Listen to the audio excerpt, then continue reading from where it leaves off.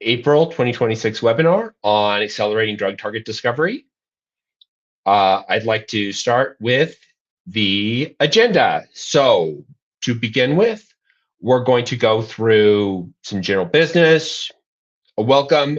I'm going to take 5 minutes to just talk about how software for science can be thought of. And then we'll turn the rest of our time over to Nooriel to walk us through BulkR. So a little bit about me. My name is Alan Barber. I'm the CEO of Accendero Software. We have spent 11 years building custom software for our scientific organizations. And we do everything from early stage research tools to production, regulatory submissions, clinical diagnostic systems, and we help scientists and companies all along the way from this very complicated process. A few things to know about our stream today. The first thing to know is that the stream is on a delay from where we're streaming to LinkedIn. This is just the way it works. So there are moderators watching the comments, but the presenters themselves do not have direct access to answer comments on an ongoing basis, but there will be time for questions. If you have questions about today's presentation, please use the LinkedIn comment mechanism for the webinar to drop those questions, and the moderators will acknowledge them and then pass them to the presenters at the appropriate time. And be aware that those comments and questions then will go into that comment field for the presentation itself. The LinkedIn platform does not have a live chat option, and so this is the way that it works. For quick questions, something that can be answered in relatively smoothly, we'll take those here. Deeper questions about engineering, about science, about any of the things, we'll probably take those offline and handle them either in a one-on-one forum, or every other month we have a dedicated office hours time, and we'll take those questions as part of office hours. All right, so I want to switch over really briefly and take a few minutes before we introduce today's guest and discuss software for science. The reason I want to take this time is that it isn't as easy as one might think to make science available more generally. There's the question of doing science in a laboratory environment or in a small scale environment. And then there's the question of making that science ready for general consumption in a production environment. And those questions have to be handled separately. And Accendero understands the process to take really groundbreaking science and make it something that can be used by far more people. And I want to walk you through how we think about that before Nooriel comes on and talks about the science and then the underlying, because ultimately we were able to help Optimum Protein Technologies take really important science and then make it far more available. So there's two pieces of software that you need to think about when building research tools. The first is the UI, what the user sees. We've gotten to the point now where generative tools and automated tools can create UI that, for the most part, meets customer expectations. For software where there is a where user experience is the core of the software. Think about productivity tools or uh, operating systems, those sorts of things. Generative AI isn't enough, right? You really need strong user experience engineers in the process to be able to help understand the customers and translate their needs. In general, scientific software does not require that same level. And you will even see this in most scientific software programs that are on the market today. UI has been less of a priority, and they're still able to deliver their value. Um, and this is not because in a perfect world, all software wouldn't have amazing UI. It's that to deliver great software, ultimately you have to prioritize what is most important and deliver what the customer expects at a price that that both is possible for the company developing the software, but also for the customers who are consuming it. Which means that ultimately you need to invest in compute, backend, the quote unquote making it work part of the software. The reason for this is that these algorithms are often very complicated and tricky. They have challenging compute requirements that can easily consume a lot of cost and really drown your ability to launch. And so we have general best practices that we follow when we are helping customers and helping scientists get their software onto the market. I want to mention two of those right now because they matter a lot. The first is security and containerization, right? We really work with our customers to build scalable systems, but also highly secure systems. The reason being, there is nothing worse than a surprise $50,000 AWS bill.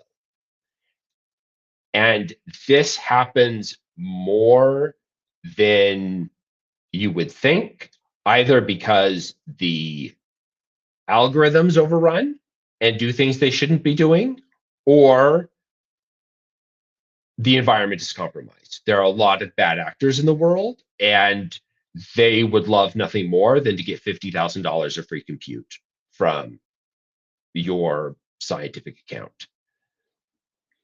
The other thing that I will mention that's really important is to work with a partner who understands how to scale. Often you need to start small with limited cost. As I mentioned earlier, these algorithms are very heavy. They can be very expensive to run. And you may not have $50,000 of compute a month that you yourself can even afford.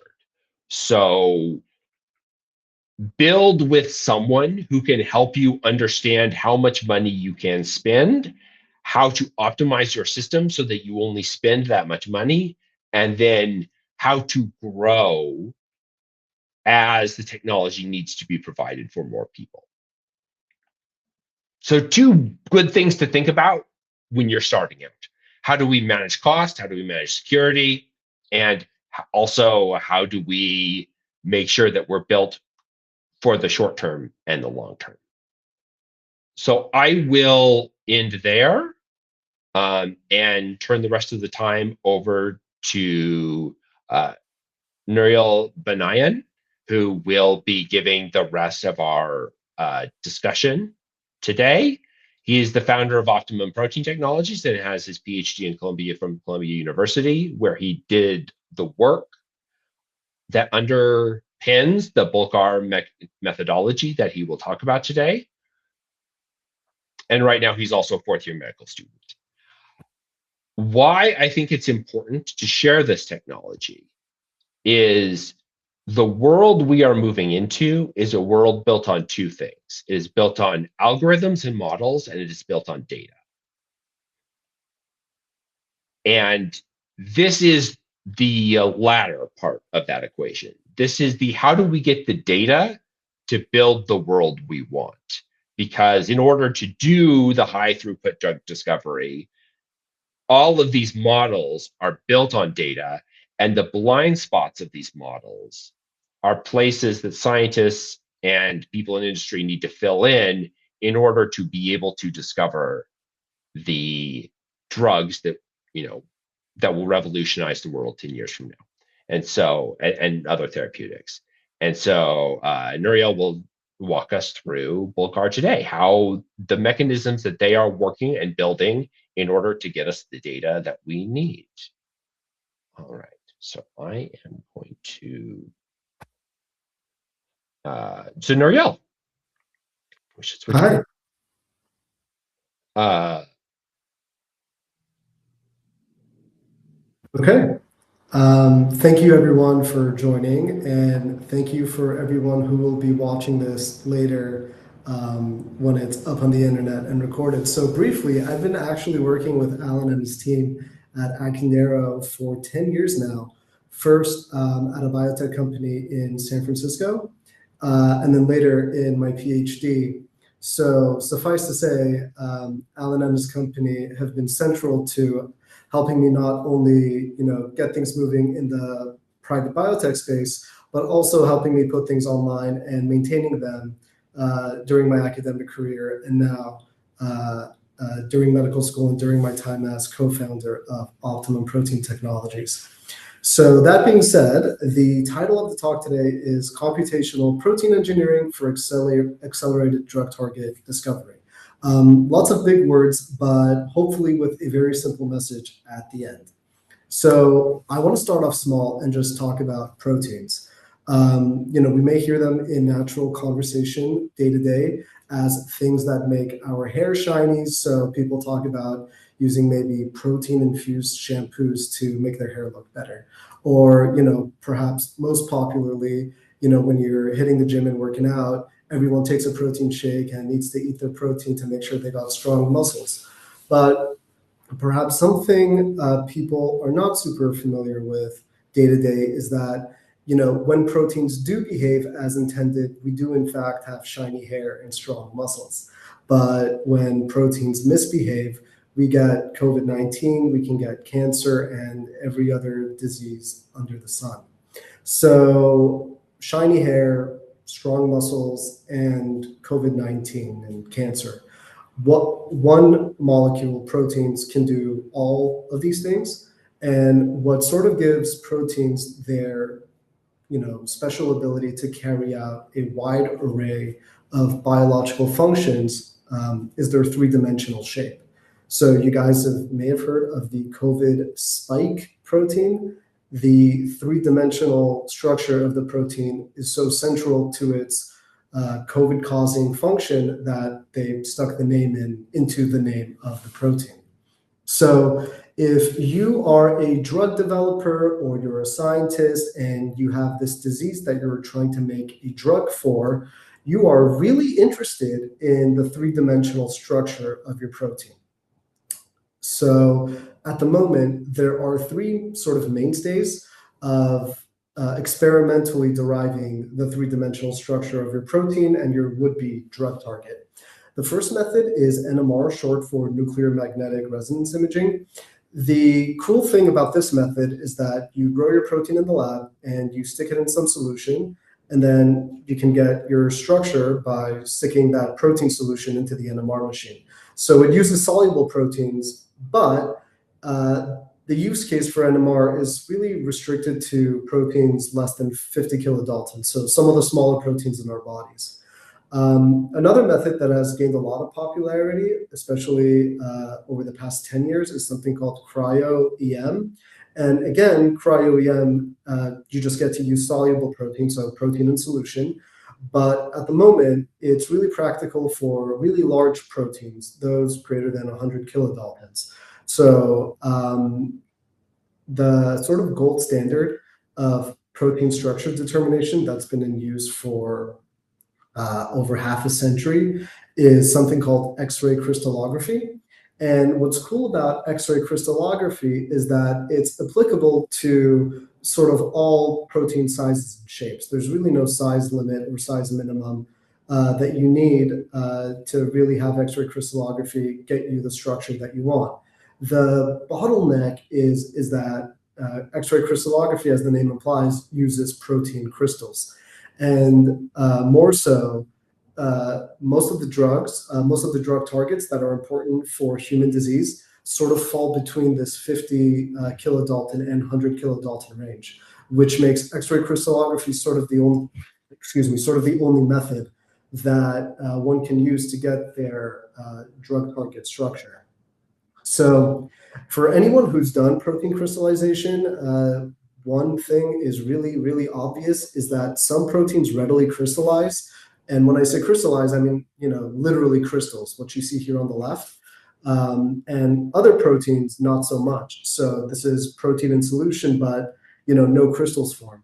And this is a really big problem in protein X-ray crystallography because most naturally occurring proteins actually don't readily crystallize. And that's a good thing because if they did, we would be walking diamond factories and life sort of wouldn't be able to exist as we know it. So it's a good thing that proteins don't crystallize, but it's sort of a bad thing because they make drug target development programs all the more costly and all the more timely. So my PhD thesis sort of focused around the idea of, okay, we have this bottleneck in drug target discovery and development, protein crystallization. How can we develop methods to systematically improve protein crystallization? So the thought started off really simply. Proteins crystallize, and what drives crystallization? The formation of a crystal lattice. All of these little purple blobs you see on your screen, those are individual protein molecules. Specifically, this is the protein that Tylenol targets. So whenever you get sick and you pop a Tylenol, this purple blob is what that Tylenol drug is targeting. So a bunch of crystal lattices come together to make a protein crystal, which you can then use to get your protein structure using X-ray crystallography. So in my lab, we asked the question, well, when we look at two of these proteins interacting with each other in the lattice, right, what is happening at this interaction interface? So green belonging to the blob on top and red belonging to the blob on the bottom. So we asked the question, exactly what is our protein of interest doing when it crystallizes? And specifically, what is it doing when two protein monomers come together to form a lattice? Because ultimately, you form the lattice first, and then you form the crystal. So what we did was we said, we're going to grab all of the available structures in the protein data bank. The protein data bank is sort of this large public repository of protein crystal structures. And we basically grabbed all of the available structures from the 2014 release. And we simply said, well, let's look at all of these proteins that crystallize and analyze what is going on at that interface where they interact, the crystal packing interface, if you will. So what we defined was, the first thing we wanted to define was, well, what are some of the physical properties of this interface? Namely, what is the secondary structure most likely to show up at this interface? Is it a beta helix? Is it a beta strand? Is it an alpha helix? Is it a loop? And then more importantly, we also asked, what are some of the amino acid sequences that show up in these interfaces more often than not, right? So when we sort of compiled all that data together, we asked the question, what is going on in terms of these amino acids coming together at that interface? are we getting sort of this contiguous streak of amino acids that are participating in a crystal packing interface? Or is it sort of like one amino acid participates and then there's a break for some period and then we find another amino acid? So when we asked that question, what we found is that 60% of these epitopes actually have 5 or less continuous amino acids participating in a crystal packing interface, which basically allowed us to ask the question, well, if these are so short, what is sort of the distribution of amino acids in these crystal packing interfaces? Namely, which amino acid shows up more often than not when a protein crystallizes at that interface? And as it turns out, arginine is the most overrepresented amino acid in that interface. And that sort of makes sense. When two things come together, we sort of want them to stick together. And for things to stick, well, they got to be sticky. Arginine is a very sticky molecule because it is polar over here, it is polar over there, and it is polar over there. And in layman's terms, for people who don't know what polar means, just it's for all intents and purposes, polar is synonymous with sticky. So we had an idea, and the idea was, listen, if arginine is showing up more often than not at these crystal packing interfaces, what if we grab a protein that doesn't crystallize, put in a bunch of arginines into it, and see if it crystallizes? So if we are going to introduce arginines into proteins that don't crystallize, that means we got to take something out. So the thing we decided to take out was the amino acid lysine. And the reason is sort of simple. Lysine and arginine are, as you can see, very chemically similar. They're roughly the same length.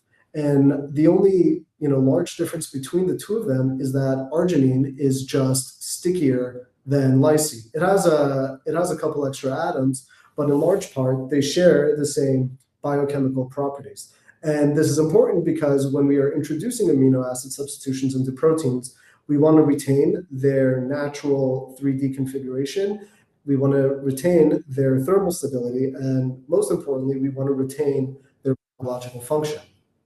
So to this end, and also lysine does show up twice as more often. Arginine shows up twice as more often than lysine.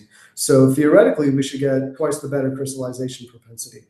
And to this end, during my PhD, I developed a little program called BulkR, which basically takes the primary amino acid sequence of your protein and then runs tons of analyses and effectively spits out the amino acid sites of lysine that are sort of allowed for you to substitute with arginine.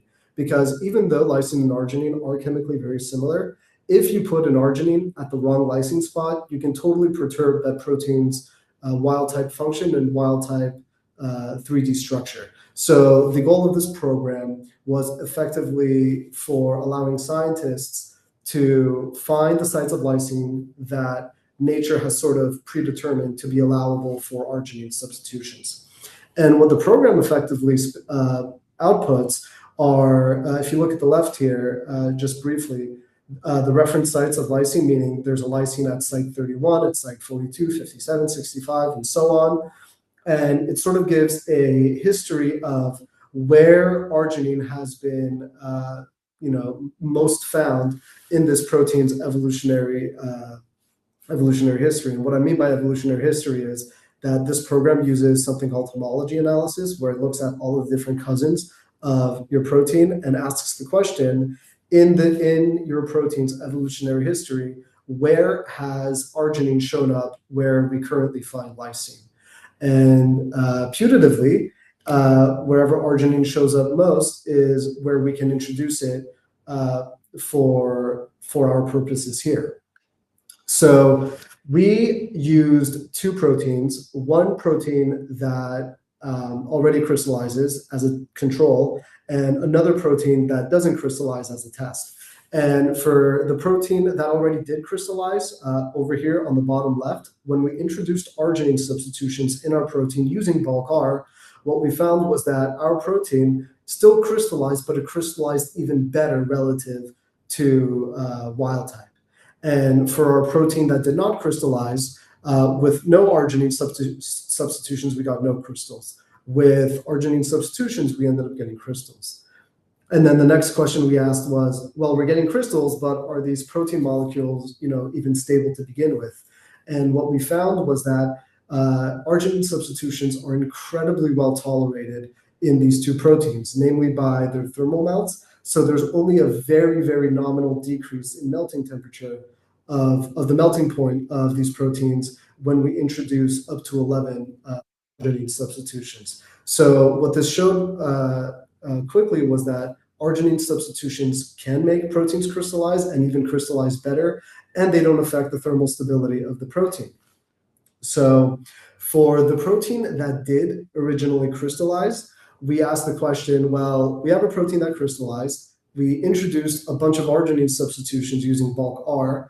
Well, did our engineered arginines even do anything? Did they participate in that crystal packing interface? And the question to that answer is yes. The red is our engineered arginines, and the blue are crystal packing interactions that our engineered arginines are making at that interface. So at least for the first protein that already did crystallize, yes, our engineered arginines did help drive crystallization in this protein. And then when we ask the question, well, what does the protein structure look like relative to the protein with no arginines? And when we sort of align the two protein structures together, we get an RMSD, a root mean square deviation of 0.320 angstroms, which is effectively the same protein structure as wild type. So when we overlay the two structures, blue and yellow, what everyone can see here is that the arginine engineered mutant retains its native three-dimensional structure relative to the wild type.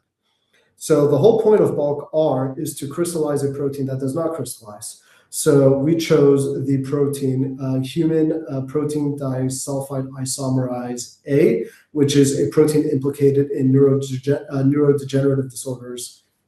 And we said, okay, let's run BulkR on this and let's see if we can make it crystallize. So indeed, we ran BulkR on it, we made it crystallize, and then we asked the question again, are our engineered arginines doing anything to drive crystallization? And again, the answer is yes. So our engineered arginines did indeed participate in crystal packing interactions, and they did indeed help drive the crystallization of this protein. So I did say this protein does not naturally crystallize, which is true. This protein, HPDIA, certainly does not crystallize by itself. However, HPDIA is part of a larger protein complex that does crystallize under wild-type conditions. And when we sort of align the section of this protein that does not crystallize to the larger protein complex that does crystallize, we again find that our arginine-engineered protein retains its three-dimensional structure relative to wild type. So one question is, well, the larger protein did crystallize, and it's cool that your protein crystallized, but it's not truly a negative control. Why did you choose a protein that already did crystallize largely? Well, this was sort of before AlphaFold, and given how we wanted to make sure that BulkR did indeed retain the three-dimensional structure of a protein of interest, we sort of did have to find a method in which we could sort of use only a part of a protein that did not crystallize and compare it to the larger protein, which it did. All this so that we could be confident that BulkR does indeed deliver a protein that does have arginines in the right place and gives you a crystal structure that is reflective of the three-dimensional structure. So originally I said 60% of those epitopes were five amino acids or less in length. Well, what about the other 60%? What about the other 40%? Well, it turns out that unbeknownst to us until a few months ago, the Frank von Delft lab under the Structural Genomics Consortia at the University of Oxford actually used a larger protein engineering interface that we've been developing with Accendero. What they did was they used some of the larger data that we have acquired to introduce more crystallization driving mutants into their own drug targets. And they've been able to crystallize, I believe, over 25 drug targets that did not crystallize natively. And we are currently preparing a peer-reviewed paper for publication on this, so I won't speak much about that until the paper comes out. But it's cool because it's an independent case study on a lot of the stuff we've done in the lab. So what do I want from everyone here? If you are a drug developer or you are a scientist and you have a protein that does not crystallize, please log on to www.pxengineering.org/BulkR and take BulkR for a spin. We would love to hear your feedback on how this program ran for you and if it helped you crystallize your drug target of interest or any protein in general. And we're always looking for feedback, ways to make the program either run faster or make the user interface more intuitive, or to even allow for more substitutions. I'd love to hear your ideas, so please reach out to me at noorielb@proton.me. And special thanks to Accendero Inc. and Alan Barber and his team for all of the hard work they've done in sort of helping this idea go from a PhD thesis to a full-blown web server. And with that, I'll sort of leave the floor open to any questions anyone might have. Thank you so much. All right. Am I audible? Can you hear me, Nooriel? I can hear you. Perfect. Okay, so let's start. And if, again, for the people watching the stream, if you would like to put your questions into the LinkedIn form, that's one way. And then we're also taking questions from an independent source. And so I will start with questions and we'll take it away. And this is something I'm interested in too. The specific substitution that you did here, which is lysine to alanine, how does BulkR? The substitution here is arginine to lysine. How does this compare to other substitutions that have been suggested? For example, changes to things like alanine. Right. So lysine to alanine was a really, really cool idea. And as I mentioned earlier, there's sort of this natural impediment to protein crystallization so that life can exist.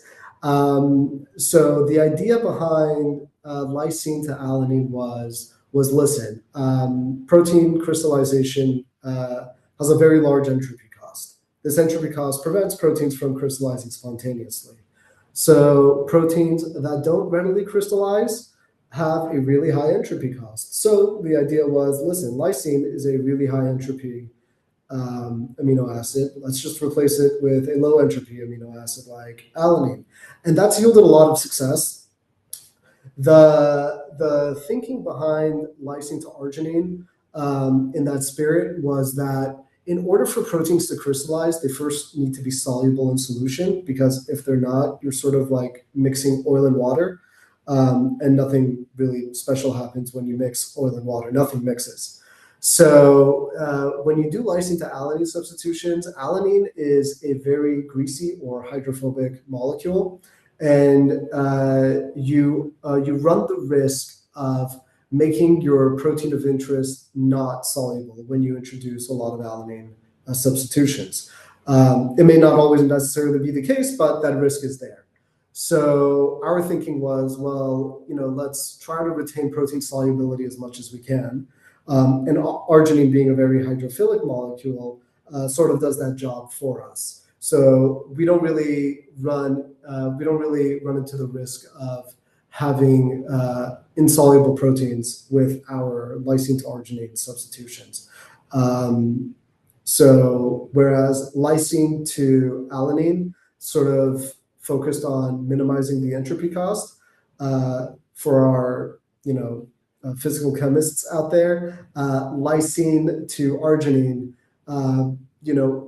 you keep that entropy cost, but you're making enthalpically favorable interactions, so we're paying that entropy cost in cash to the universe when we do lysine-to-arginine substitutions. That makes sense.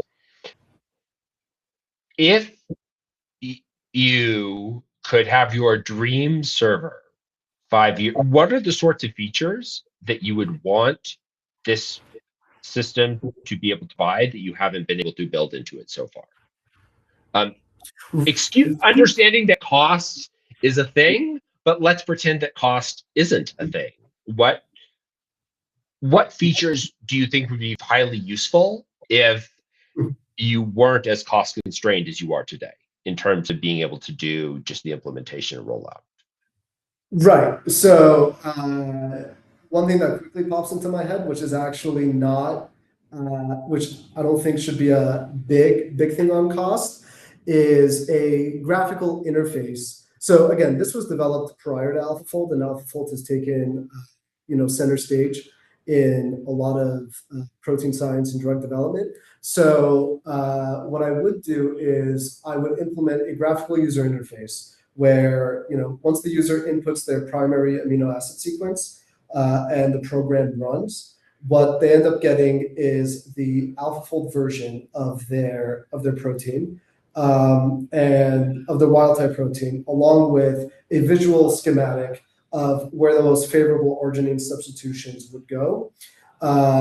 This would be important because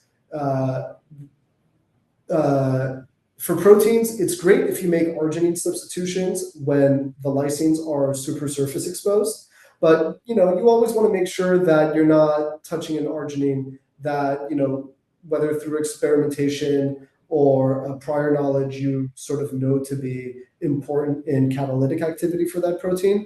So a lysine that's sort of buried inside of the protein is not something you'd want to touch. BulkR sort of accounts for that, but a visual confirmation is always good. So a short answer to the question is I would implement an AlphaFold sort of instance and protein display server where users can examine their protein qualitatively with an AlphaFold prediction and with a visual schematic of where the BulkR program thinks lysine-to-arginine substitutions are most apt. Awesome. No, that actually makes a lot of sense. And the synergistic capabilities between experiment and model, I think, are something that needs to be highly explored over the upcoming years. So the idea that these sorts of mechanisms to use data to build the model and then use the model to find ways to generate more data, and that's essentially where the world is going. So I understand that feels very on theme for where we're all moving in science. One final question: peer-reviewed paper. Yeah. So for any skeptics, there is a peer-reviewed paper on this technology. I can either post it or send it to Alan or post it on LinkedIn, or you guys can just email me at noorielb@proton.me and I can just send you the PDF to our peer-reviewed paper that describes the BulkR technology in more detail. We'll make sure that it gets posted. Okay, fantastic. All right. If there are no other, I'm going to quickly check. Moderators, are there any other questions? Do you want to give me a thumbs up or not? I'm not looking at. Okay. All right. The moderators have given us the all clear. I just really want to thank Nooriel for coming and talking to us about this very interesting and novel direction that science is going, and something that I think we should all pay close attention to as move into the future. So with that, we will wrap it for another month, and we'll see everyone back in June for our next webinar. Thanks, everyone. We'll talk later. Thank you.